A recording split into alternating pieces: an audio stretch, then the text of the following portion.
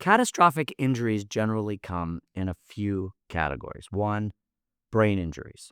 2, amputations. 3, burns. Burns are horrific injuries, and the treatment for burns are just awful. And then 4 would be any type of paralysis, meaning you have nerve damage, so you can't really use your arm, or God forbid, you're paralyzed, from the waist down. Those are the major categories of catastrophic injury that we see in the personal injury and products liability practice. One of the most significant catastrophic injuries are brain injuries. And I say that because you can't see it on the outside, right?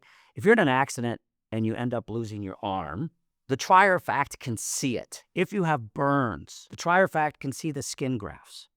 However, if you have a brain injury and it's subtle and you otherwise look normal, that is complicated.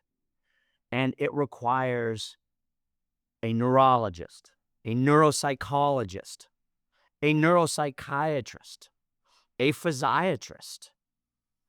And they have to work together to look at the subject because, for example, brain injuries can manifest themselves in personality changes or social psychological changes. Think PTSD, where somebody could have suffered traumatic brain injury from repetitive concussive events.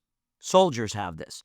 We're now learning that because of the boom from artillery shells, that sound wave is significant enough to when it keeps striking the soldier's head, that can create little mini concussions, which can result in brain damage.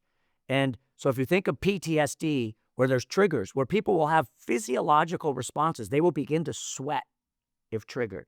They will develop a pallor. Their heart will race. These are very real things. So the scope of brain injury can go from the very obvious, which is rare, to the more subtle and nuanced, which is common. But subtle and nuanced doesn't mean it's not significant. So it can be very significant.